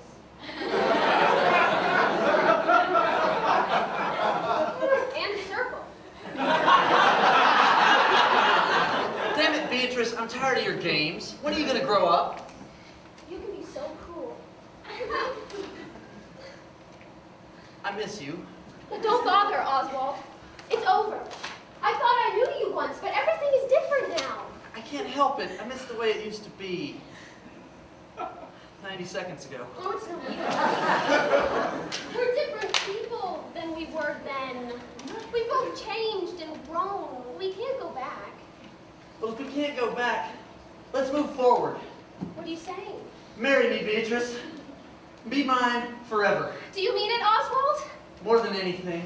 What do you say? I say yes. Yes, yes, I love you, Oswald. And I love you, Beatrice. Oswald, you proposed to me ages ago. When are we going to get married? It's only been a few seconds. It'll be a minute before you know it. I'm not getting any younger, and my biological clock is ticking. I think that's your wristwatch. I set my wristwatch to my biological clock. That was cunning. Pardon, folks, I was eavesdropping, and I just happened to be an ordained priest as well as a homeless Vietnam vet. I think I can help you. Do you, Beatrice, take this living creature who happens to be a heterosexual homo sapiens with a white chromosome to be your lawfully wedded domestic partner? And do you promise to have and to scold? And do you happen to have 37 cents? So just 37 cents. I've got a sick sister out in Cashers, and she needs an operation. Oh, I do, and I do. And do you, Oswald, take this entity of light and harmony to be your lawfully wedded goddess? Do you promise to keep your Shia line? And do you happen to have $160,000? Just $160,000. I want to buy a cardboard box behind the Civic Center. Yes, maybe, and no. Led by the flower power ingested by me in the form of pop brownies consumed at the Asheville Church of Rainbows and Bubbles.